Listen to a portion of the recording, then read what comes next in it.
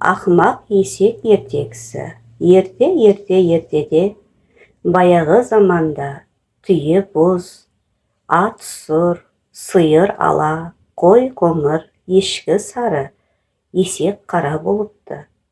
Долы қара есек дөрекі даусымен жануарларға орынсыз ақыра береді екен. Түйенің істеген жұмысын мен істедім деп мақтанатын көрінеді. Өтірік айтып, атқа сиырды тептіртетін болыпты. Өсек айтып, қой мен ешкіні сүзістіріп қойыпты. Ал есерсоқ есектің ерсі қылығын күзетші ит байқап қалады.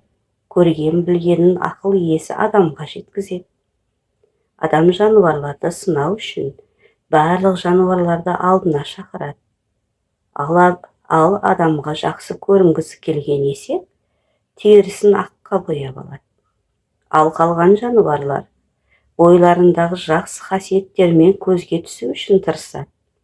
Түйе өзінің төзімділігімен, күштілігімен көзге түседі. Ат өзінің адалдылығымен, өзінің жүйріктігімен еленеді. Сиыр сүттілігімен, құрт майымен қызықтыра бастайды. Ал қой жануары өзінің өсімталдылығымен, сезімділігімен сүйсіндіреді. Ешкі болса, өзінің сары алтындай жібек жүнімен таңырқатады.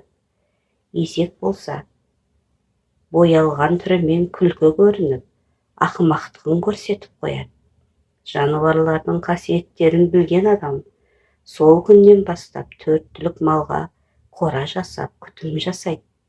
Жануарлар тату-тәтті тұрып, адамға қызмет етеді. Ал ақымақ есекті көлік ретінде пайдаланып, қара жұмысқа жиеді.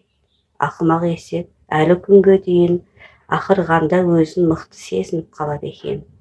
Бірақ оған ешкім мән бермейді екен. Осылай ақымақ есек қылығымен өмір бойы қара жұмысқа жегіледі екен.